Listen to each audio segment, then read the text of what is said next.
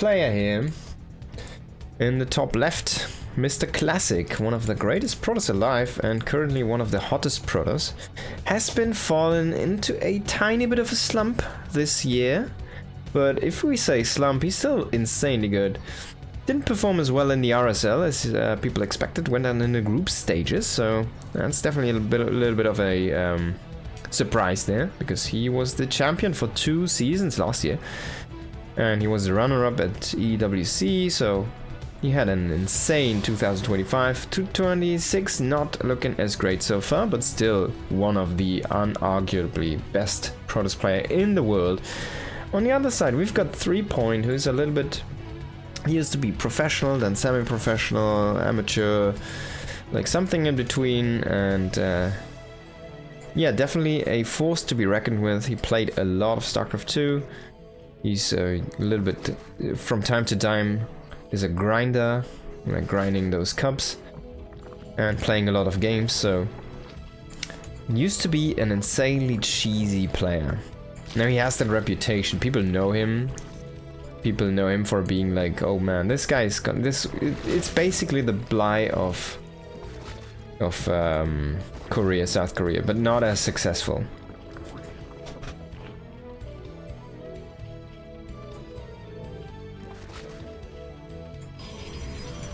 So let's see what he's gonna do in this game. Honestly, he's gonna go for a triple hedge. He's playing the StarCraft BROODWAR, of course, so still need to get used to that. Production time also does not work in this version, so I'm guessing it might be an issue with the version, or just an issue between this specific interface and that specific version of EVO, which we can probably get fixed, but not until we get a new patch somewhere.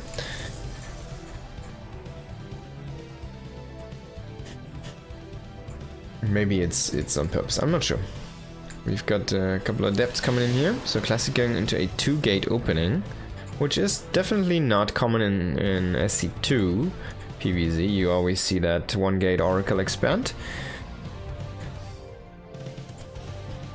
And there's the links. So the links are actually a little bit stronger than the SC2 links. They do have more attack speed.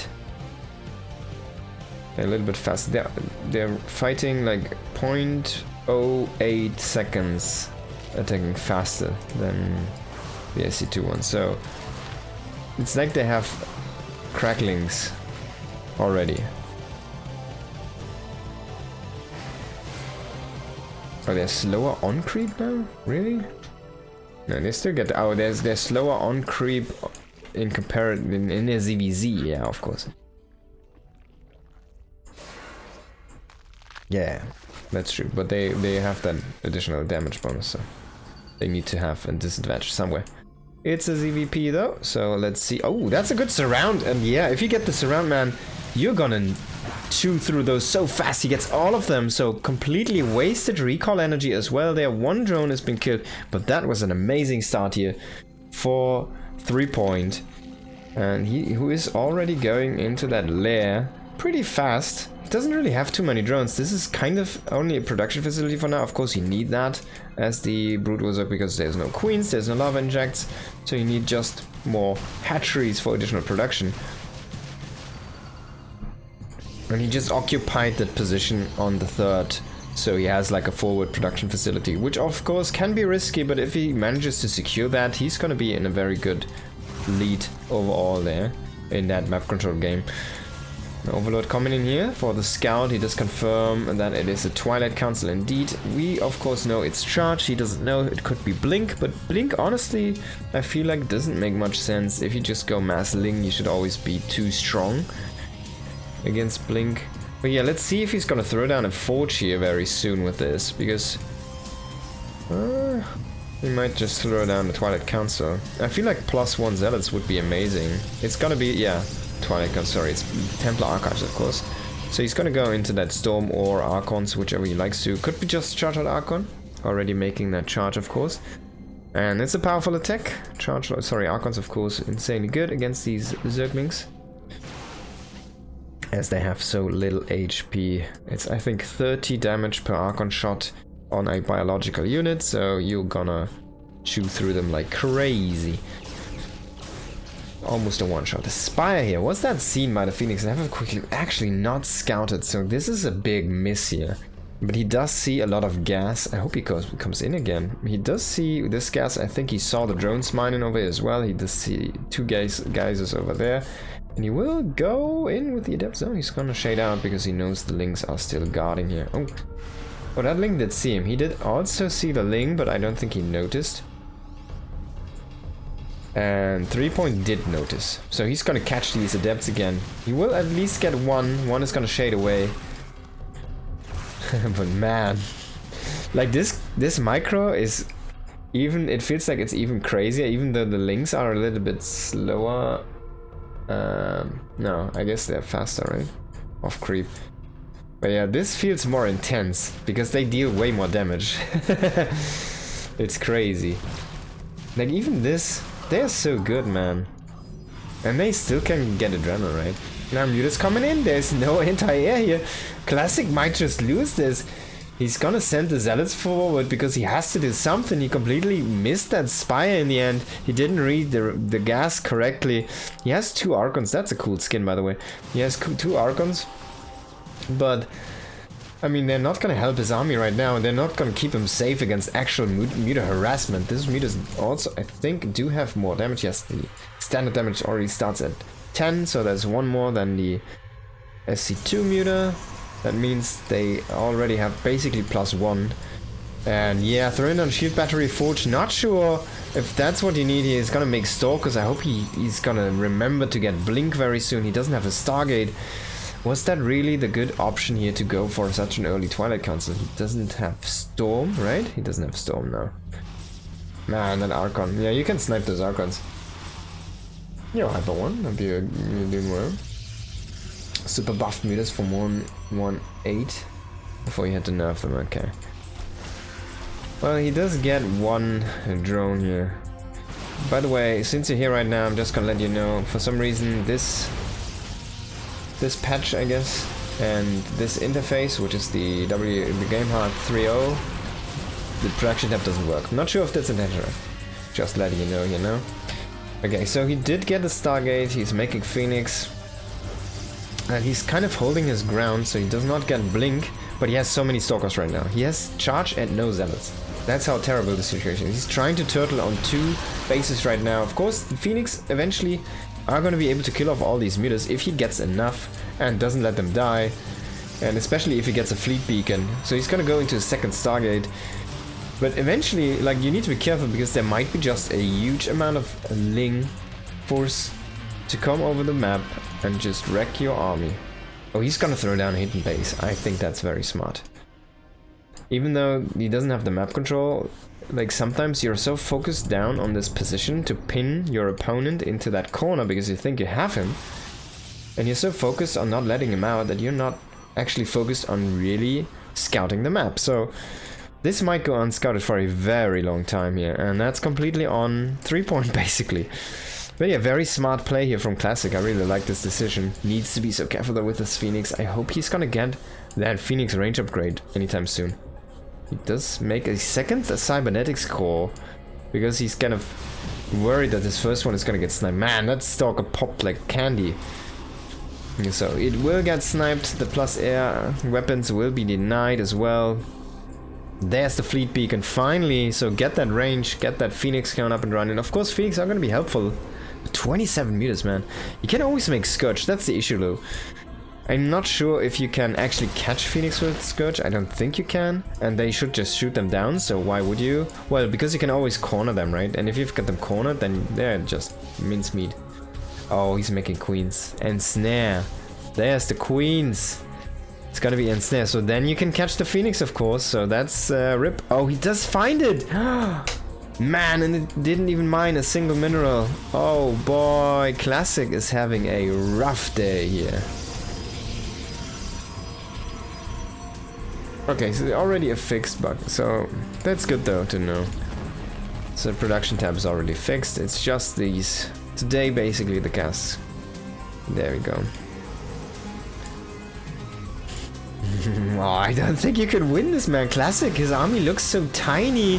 There's the queens. He doesn't snare the wrong units though, maybe. He doesn't get the phoenix and snare. Oh, yes, he does only get one, so... Classic has a chance, but what does he have on the ground? There's like nothing. He has one zealot. He can kill these mutas, which is great.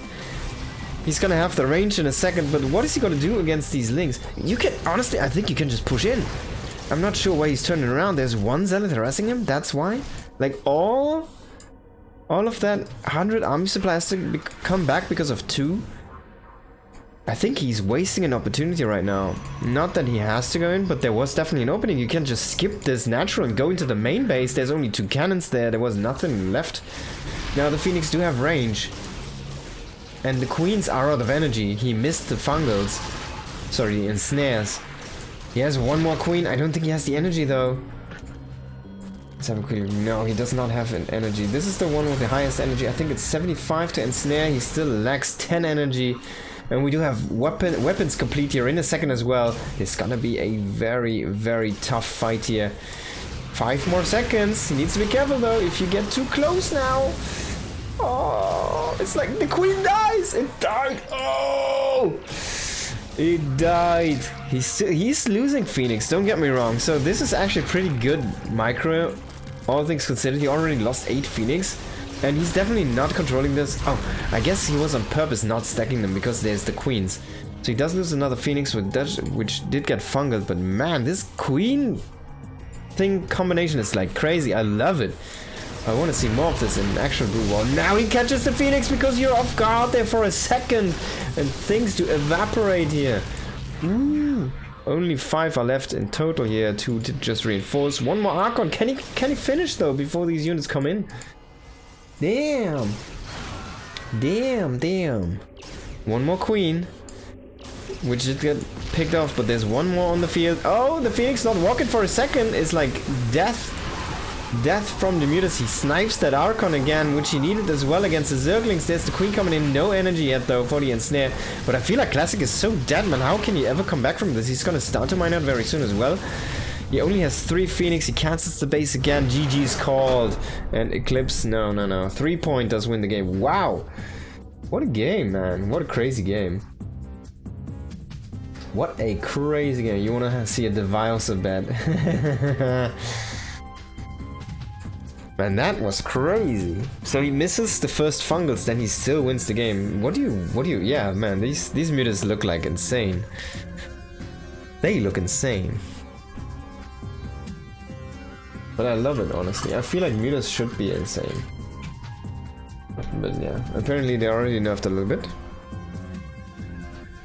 Might just be something very simple. I'm not sure. I'd have to probably check the nodes, but there's a lot of ways to nerf mutas. Might just be a timing thing. We put up the build time as tiny, slightly bit or something. Or maybe something bigger like damage reduce or movement speed reduction. Okay, so let's go into the next game between these two here.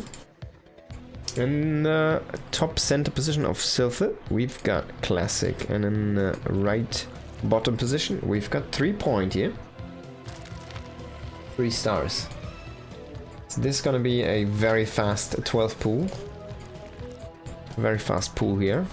And he will also go into that hatchery after... Oh no, actually, just sending out a drone. This might just be for a scout. So Classic is also gonna scout here with his probe, and of course he's going into the wrong direction. Now the Overlord goes into the north, so the drone should go into the west here. And that's exactly what we're seeing. So the drone is not going into the correct position as well. So why do you send the Overlord to the north position, you say? All the people who are watching from StarCraft 2 and don't know that much about 3-player maps yet? Well, because of course you want to see your opponent as fast as possible. So you're gonna go with the direction that has your main base connected to their natural base, because the Protoss is gonna wall in the natural, so you'll see the buildings earlier with that Overlord. That's why you always choose to go into the natural that's close to you, so you can find your opponent faster.